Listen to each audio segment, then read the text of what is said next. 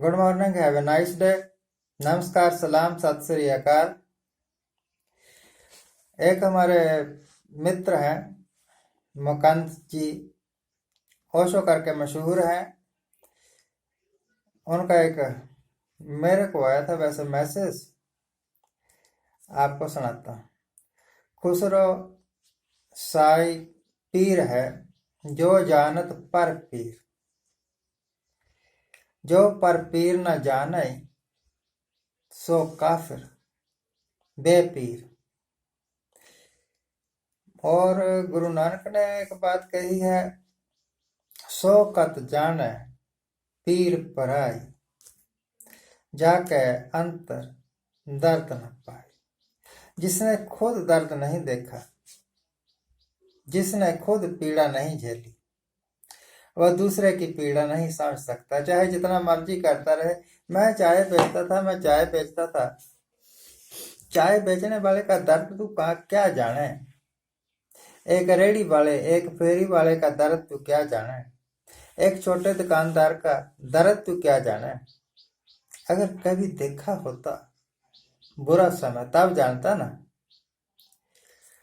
BJP के party बहुत बड़ी पार्टी है, इसके चंदों पर आज तक ऐश करते रहे, कभी कोई चुवानी तक तो कमाई नहीं।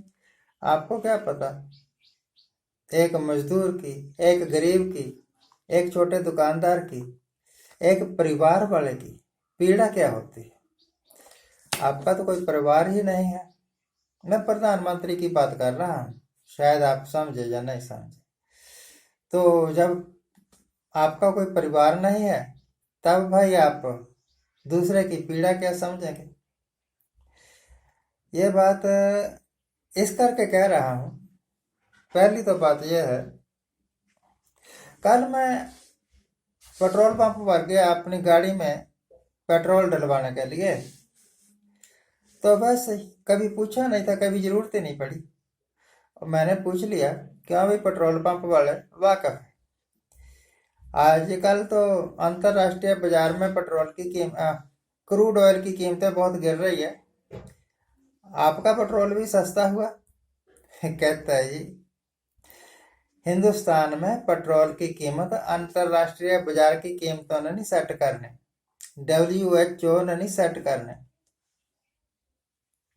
ऑयल प्रोड्यूसिंग कंट्रीज के यूनियन ने नहीं सेट करने, मोदी एंड कंपनी ने सेट करने तो ऑयल कंपनी ने है, परंतु ऑयल कंपनीज क्या करेंगी, जो सरकार कहेगी। और सरकार कहती है कीमतें कम नहीं करने, तो बाजार में चाहे क्रूड ऑयल की कीमतें औंधे मुंह गिर जाए, यहां आपको वही मिलेगा। मैंने कहा कुछ कम हुआ? कहना जी कम नहीं हुआ, हाँ 13 पैसे पेट्रोल बढ़ गया। बाजार में, अंतरराष्ट्रीय बाजार में क्रूड ऑयल सस्ता और हिंदुस्तान में पेट्रोल महंगा, डीजल महंगा। क्रूड ऑयल से ही बनता है ना सारा कुछ।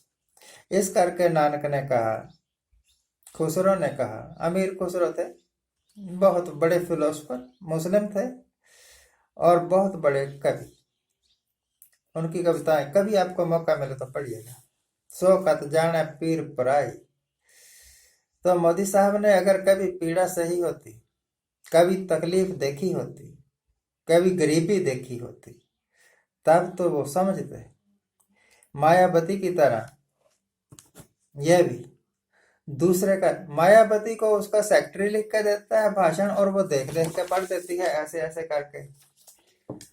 और मोदी साहब को RSS वाले पहले ट्रेंड कर देते हैं, वो देखते तो नहीं, परंतु क्योंकि दिमाग में रटा रटाया है बोल देते हैं, भाई और बहनों मुझे एक बार बना दो, मैं वो कर दूंगा जो 70 साल में नहीं हुआ।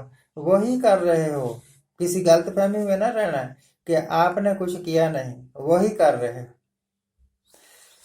मुझे आज लगता है कि इंदिरा गांधी जी की जो इमरजेंसी थी वो कुछ नहीं थी। That was a very minor thing that can be ignored.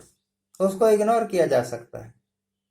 एक अहंकारी प्राइम मिनिस्टर ने अपना अहंकार शांत करने के लिए इमरजेंसी लगा दी, इंदिरा गांधी वाली इमरजेंसी।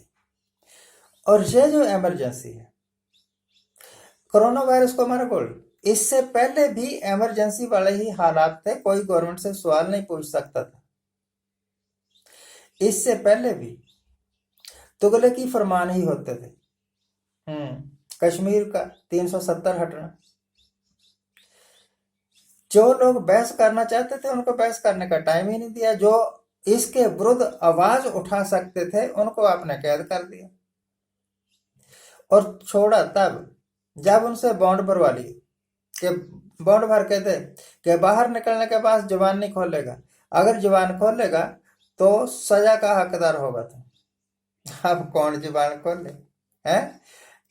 ये इसमें जरूर मोहम्मद तुगलक की आत्मा होगी, किसी हिंदू की आत्मा तो नहीं लगती, या बाबर जाबर की आत्मा होगी। हिंदुस्तानियों को, भारतवासियों को ये अपने देश के सिटीजन समझते ही नहीं।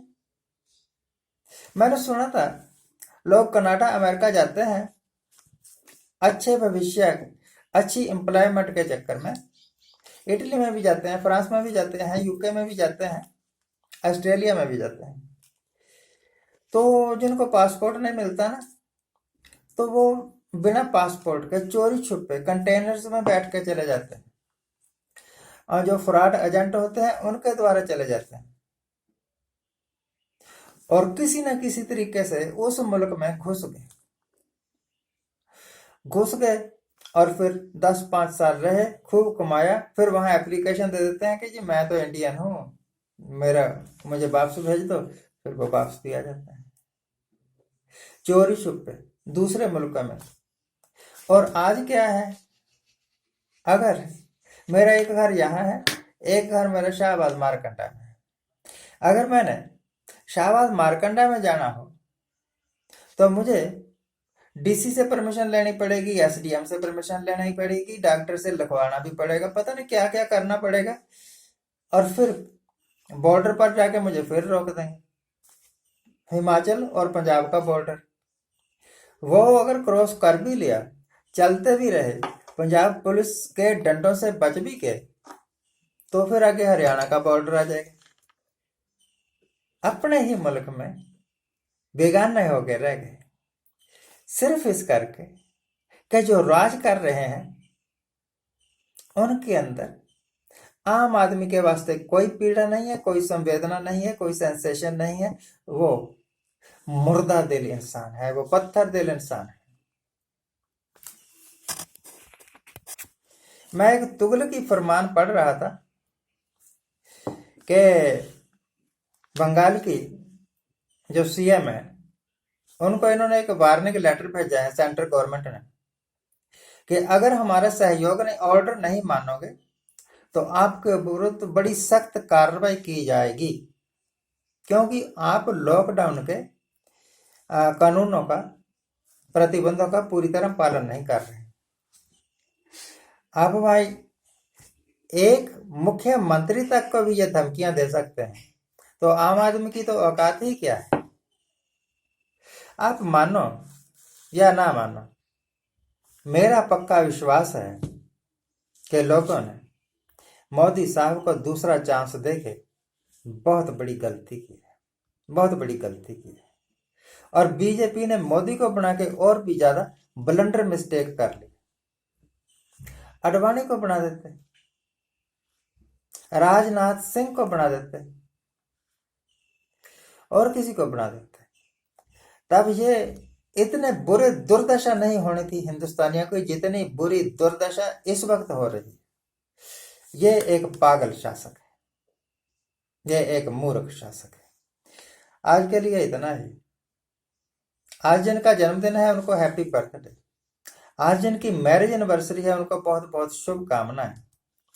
अपने ही देश में बेगाने हो चुके भाइयों और बहनों, अपने ही घरों में कैद हो चुके दोस्तों, आपके वास्ते मेरी बहुत संवेदना है।